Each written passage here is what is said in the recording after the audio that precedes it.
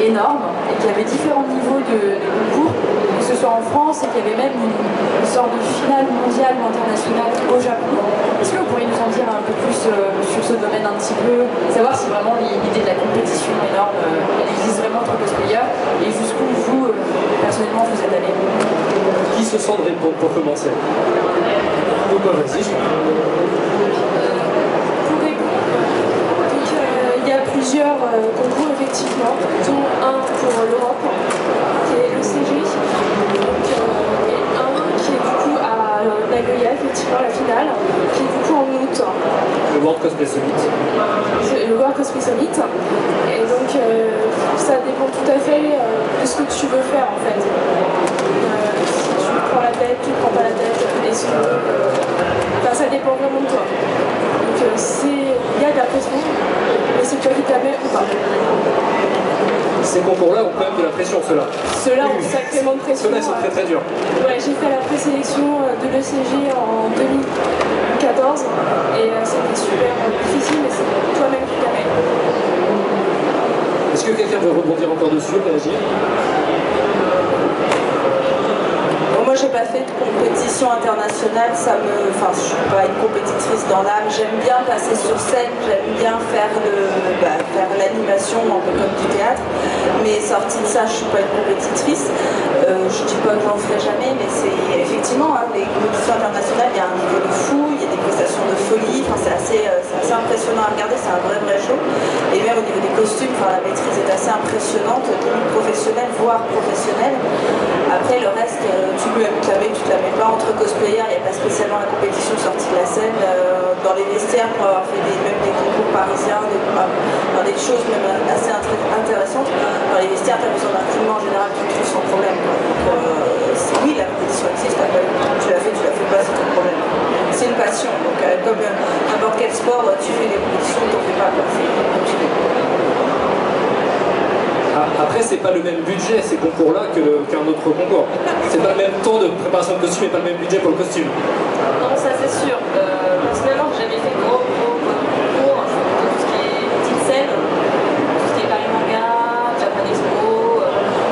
Après, le but de ces concours, c'est déjà pour montrer ce que tu sais faire. C'est ce que tu as fait toi-même. C'est pour montrer ce que tu as fait. C'est une fierté, en fait. J'ai commencé la culture il y a 3-4 ans, je crois. Et rien que le fait d'avoir le jury qui vient me voir en me disant ton costume il est beau, les finitions sont belles, ça suffit. Si tu gagnes pas, c'est pas grave. Après, le CG, c'est vrai que participer ce serait bien. Il faut un grand niveau de culture. De crafting, de décor, parce qu'il y a beaucoup de décors, il y a beaucoup de défis avec l'environnement. Ça, faut le maîtriser. Le crafting, pour ceux qui ne sont pas à l'aise avec c'est pour les accessoires, c'est la fabrication d'accessoires. Et d'armure. Une autre question? Attendez, je suis plus près. Une question pour les cosplayers et cosplayers. Toute simple, que pensez-vous de l'idée de faire deux concours cosplay le même jour? Un où les cosplayers auront tout fabriqué eux-mêmes, entre guillemets, sauf les chaussures ou les lentilles. Et sinon, un deuxième concours où ça serait uniquement des cosplays achetés. Que pensez-vous de l'idée? Je vous dis ça parce que dans un mois, il y a une grosse réunion à laquelle je dois participer. On nous a demandé à chacun d'apporter une idée. Moi, ça va être l'idée que je vais tenter de défendre dans le Loiret. Et faire systématiquement 3 prix pour les trois meilleurs cosplayers qui auront tout fait eux-mêmes, et 3 autres prix pour ceux qui n'auront absolument rien fait, qui auront demandé à papa maman de leur acheter uniquement du cosplay. C'est à vous que je pose ça. Merci. Personnellement, je suis pas contre parce que c'est pas donné à tout le monde de manipuler une machine à coudre. Au début, je trouvais ça inadmissible de ne pas faire un cosplay soi-même. Mais en réfléchissant, c'est quand même assez difficile. Et il faut quand même un budget assez important parce que les tissus, c'est pas donné. La mercerie non plus. Et il n'y a pas forcément le temps aussi après l'école ou après le boulot pour ceux qui sont plus vieux. Après, l'idée du concours, les cosplayers ont tout fait eux-mêmes, c'est normal. Mais après, c'est bien aussi que je sais quand acheter leur cosplay, en fait, ça va juger sur leur prestation scénique, en fait, sur le jeu. Ça peut être intéressant. une bonne idée. Est-ce que vous êtes toutes d'accord avec ça? Alors moi je suis plutôt pour parce que autant j'aime bien faire moi-même, mais c'est vrai que quand je sais pas trop comment faire, j'aime bien pouvoir acheter, surtout quand il y a des promos intéressantes sur les costumes, on va pas le cacher. Et c'est vrai que j'adore passer sur scène, j'adore faire des prestats, et maintenant le fait d'avoir un concours où certaines personnes qui n'ont pas fait leur costume peuvent passer sur scène, franchement moi je trouve ça cool et je suis avec vous pour défendre cette idée-là, mais carrément.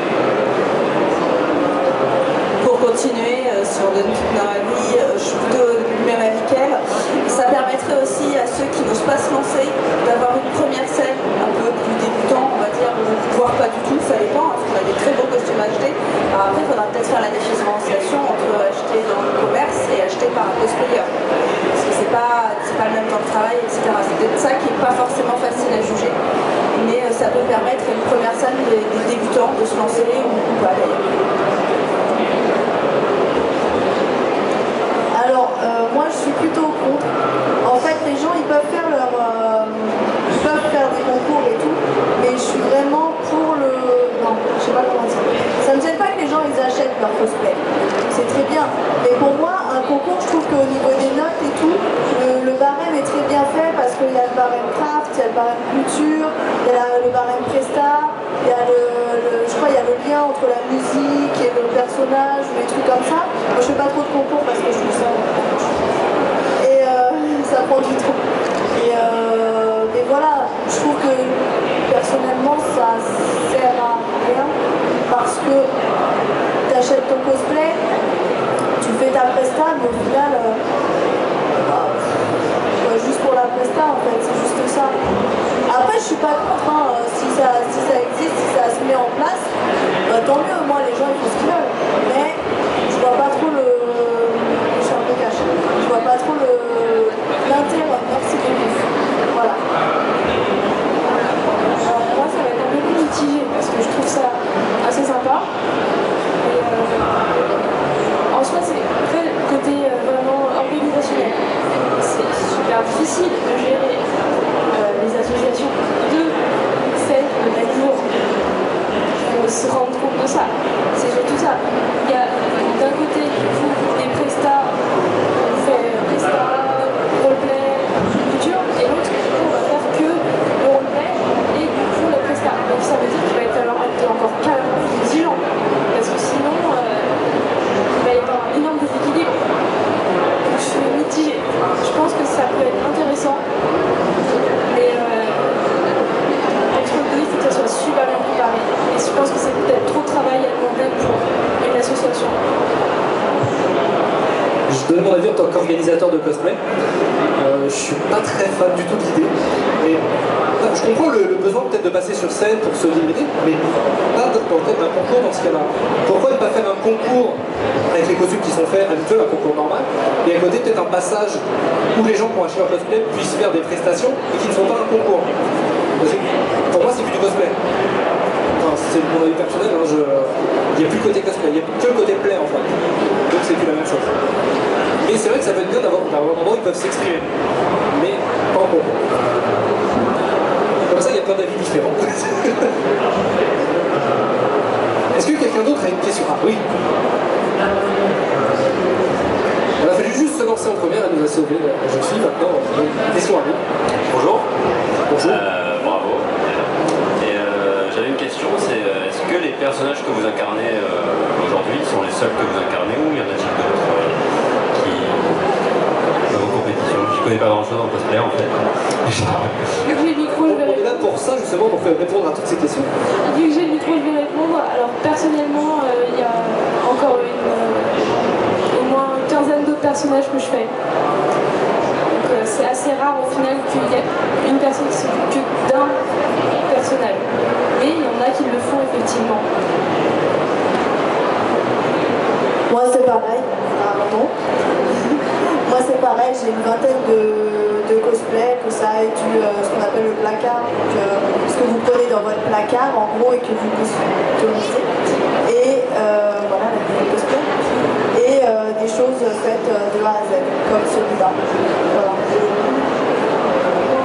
Moi, je suis à 2 à 3 costumes par an. J'aime faire les costumes, donc j'en ai peut-être pas autant que les précédentes, mais ouais, j'en ai pas mal aussi différents. Chaque costume est un nouveau défi à faire ou un personnage que j'aime bien. Donc après, voilà, cette année je fais ça et ce mois-ci je commence celui-là. Alors pour moi, je fais du cosplay depuis 2007. Non, je n'ai pas que ces costumes-là. Après, par contre, j'ai 2 personnages donc j'affectionne beaucoup. Donc à savoir celui-ci, il a plusieurs tenues. Et j'en ai un autre, donc Temari de Naruto, que je fais depuis 2007. C'est le premier que j'améliore chaque année.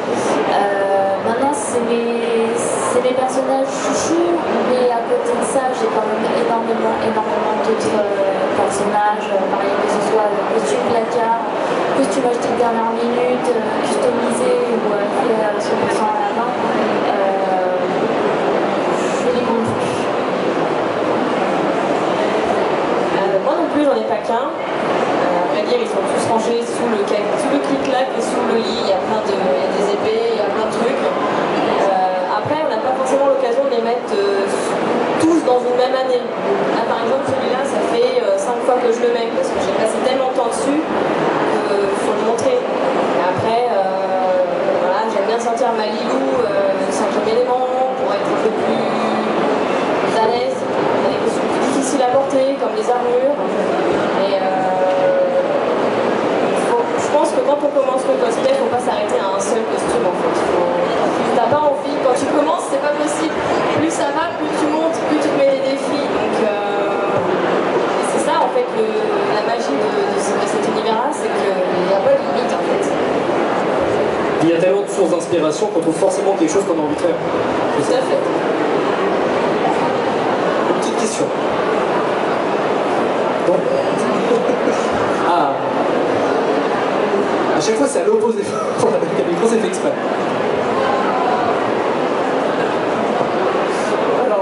Bonjour à tous.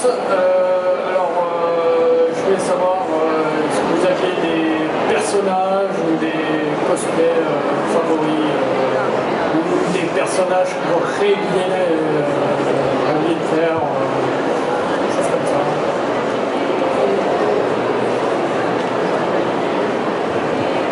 Bon, je vais commencer, j'ai le micro. Oui, forcément, on a toujours un personnage favori ou en général, tous les costumes qu'on fait, c'est des personnages qu'on aime.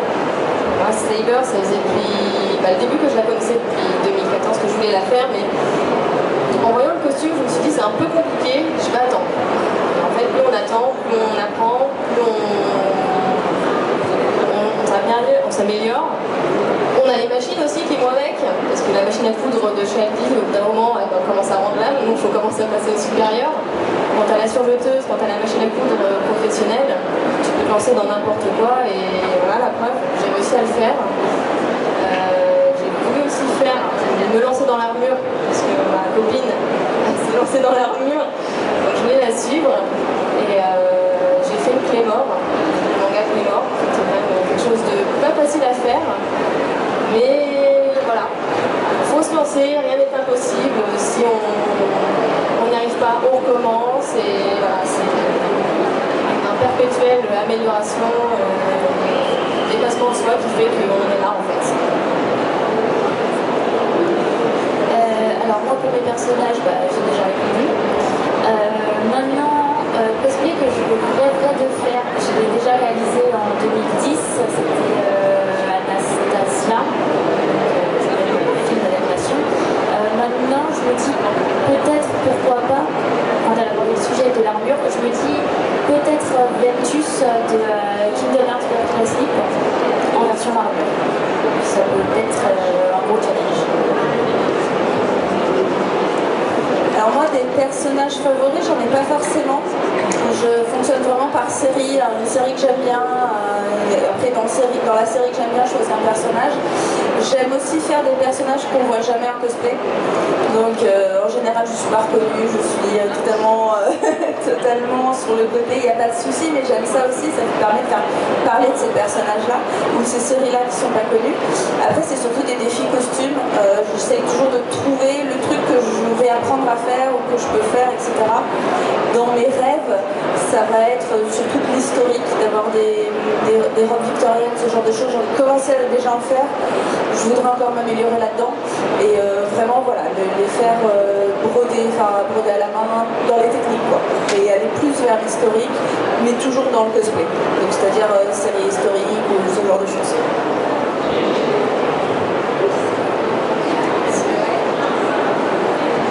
Je vais répondre à ta question, si tu connais la réponse. Moi j'aime les personnages fous et bizarres. Et si on peut avoir une fille folle, sexy et bizarre, ça va. C'est pour ça que j'ai fait la Joker. Non, j'ai pas fait Jinx parce que trop connu. Bon, on passe un peu inaperçu, mais à un moment c'est quoi. Et voilà, et les grosses armures type Halo, ou les armures sexy type je sais pas, les trucs de haut, ou les trucs comme ça, quoi. Voilà. Ça va? Alors moi, il y a plein de personnages que j'adore. Après, celui que je fais le plus souvent, quand même, dans le cosplay, c'est Sakura dans Tsubasa Reservoir Chronicle. Mon gros rêve costume qui est reporté depuis au moins 4 ou 5 ans, c'est dans la série La Rose de Versailles, donc Lady Oscar. Voilà, j'ai absolument envie de faire les tenues de Lady Oscar parce que c'est un personnage qui me touche particulièrement. Mais j'aime énormément le personnage. Je craque énormément sur les défis costumes justement. Mais après, il faut que le personnage, il y a quelque chose sinon ça marche pas. Parce qu'un cosplay, ça demande beaucoup d'investissement.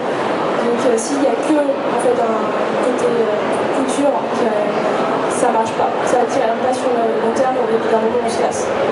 Donc il faut un attachement personnel sur le personnage, je trouve. En tout cas pour moi. On va penser. Non, ça fait quelques années que j'ai arrêté, j'ai plus le temps. Oui, parce que le cosplay prend du temps et de l'argent, donc après on ne fait que présenter, c'est plus ça. Une dernière petite question pour finir cette mini-conférence. On commence, on finit, c'est très bien. Non, pardon. J'aurais bien aimé avoir l'avis de cosplayers français, parce que je sais que dans le cosplay, il y a beaucoup de groupes assez connus, en général ce sont les Allemands, les Suédois, les Américains, qui se professionnalisent en fait dans le milieu. On les voit partout, ils sont sur de l'Antart. Les Italiens aussi. Ah, mais c'est pas faux, je connais un groupe de cosplay italien, effectivement. Ils sont sur de l'Antart, ils vendent ce qu'ils fabriquent, on les voit sur YouTube, ils créent des web-séries avec leurs personnages, ils postent 5 vidéos par semaine, enfin, j'ai l'impression qu'ils font que ça de leur vie. Mais du coup, la question est assez intéressante parce que c'est quand même passer d'une passion qu'on est censé faire à côté d'une autre activité lucrative à vraiment quelque chose qu'on va faire aussi pour essayer d'en vivre. Et je voulais savoir si parmi vous, il y avait des gens qui pensaient se professionnaliser ou alors si vous aviez une mauvaise image de cette chose-là. Je sais pas si ma question est très claire, mais... Si c'est une question à la faire, oui. Bon, bah, je vais répondre en premier. Alors, c'est vrai que cette façon de faire du cosplay ne touche pour l'instant pas la France. Même si Ça commence un petit peu avec les encadrements de la marchandise en fait. C'est plus du parrainage maintenant en France. Voilà. Et c'est vrai que ça commence un petit peu, mais c'est vrai qu'aux US, en Allemagne, etc., tu le vois très souvent. Moi, personnellement, en fait, je suis en dernière année de costumière. Donc, du coup, effectivement, le cosplay, en fait, m'a donné la passion et l'envie d'apprendre et donc, du coup, de me professionnaliser. Mais voilà, je ne saurais pas tant quoi dire de plus par rapport à ça. C'est pas ma vision du cosplay, en tout cas. Je respecte ce que d'autres pays me fassent, mais c'est vrai que c'est pas quelque chose que moi j'aime.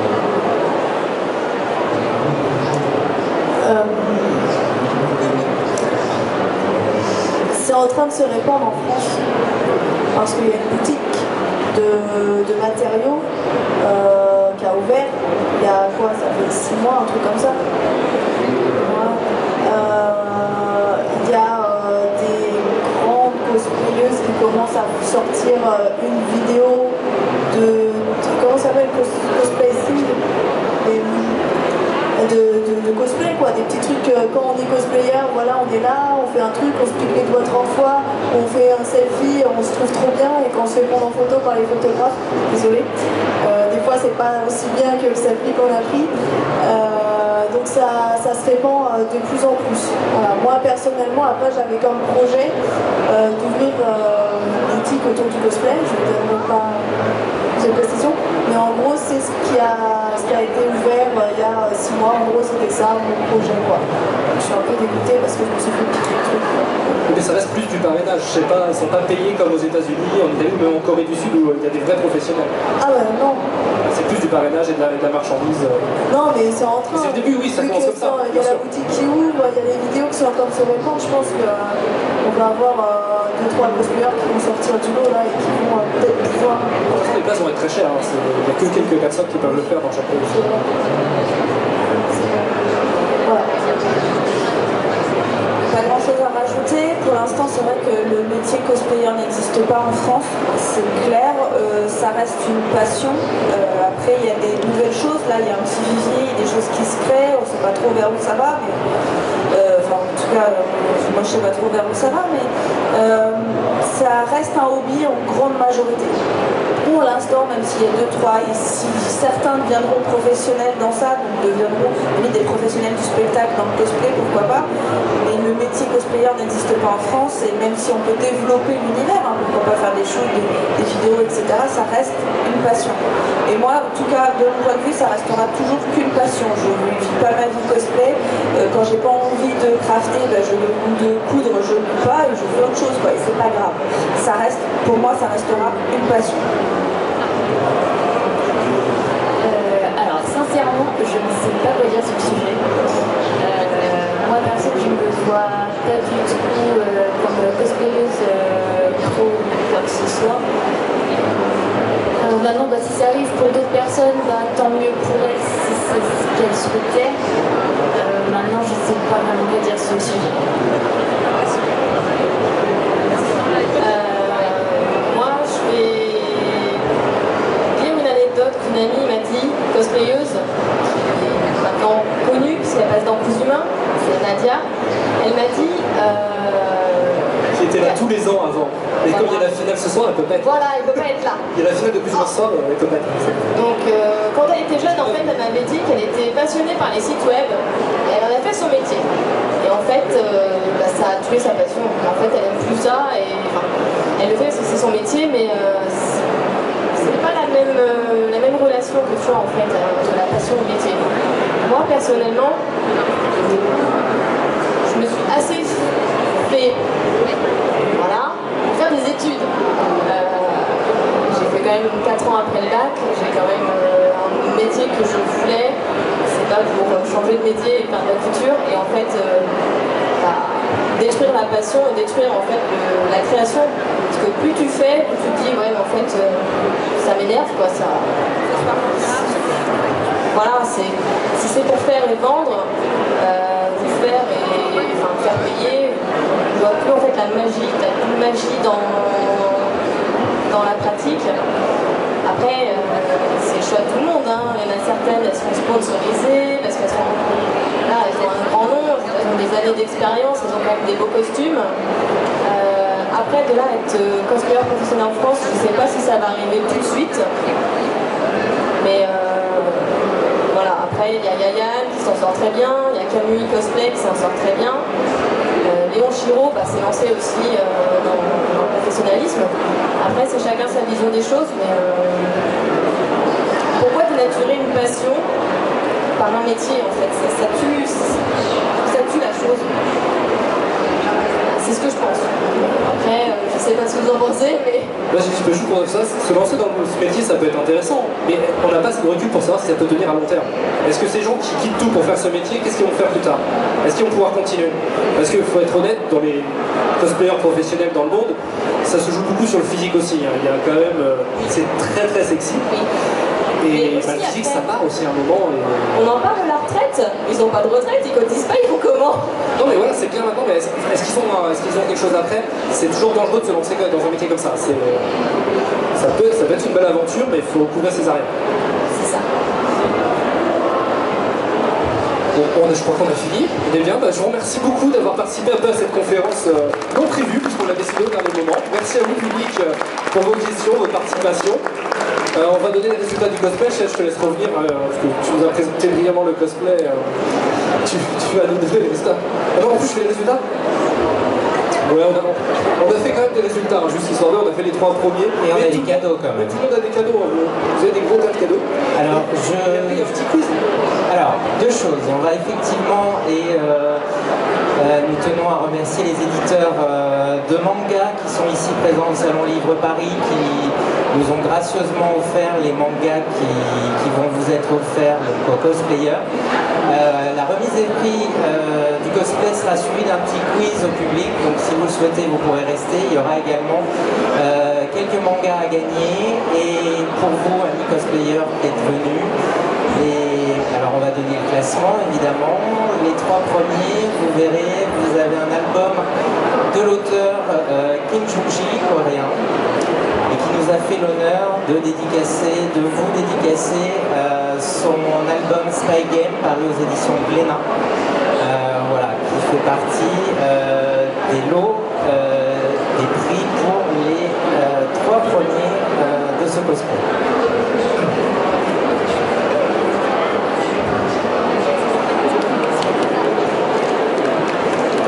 Pour ceux qui ne le connaissent pas, c'est une star sur YouTube, puisqu'il fait des live drawings sur YouTube, il y a des millions de personnes qui le regardent. Il a même un musée qui est ouvert en Malaisie en 2015. Oui, non mais c'est... Oui, voilà, tout à l'heure on parlait justement du merchandising et de la dédicace et de la valeur, hein, c'est la conférence juste avant, ça tombe bien. Et vous la rendez pas, hein, quand même, si vous gardez un souvenir. Attendez quelques secondes. Donc, j'ai les 3 premiers. Donc, tout le monde a des cadeaux, je vais commencer par le 3e. Enfin, la 3e, de toute façon je simplifie, ici, il n'y a pas de suspense, ce sera que des filles. En 3e, nous avons la France représentée avec la... Non mais en tout cas c'est que les 3 premiers, après les 2 autres, voilà. Donc c'est Ayona Satome. Donc pour... Non, j'ai encore oublié le Freak Screen rouge, parce que c'est le préquel. Donc félicitations, tu es 3e. Merci à toi.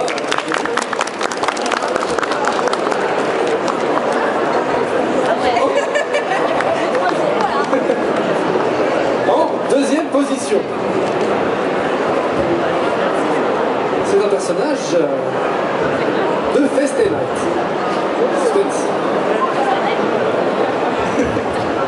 Pour moi c'est la même. Hein.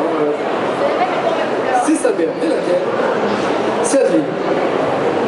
Bravo, tu es 2e, félicitations.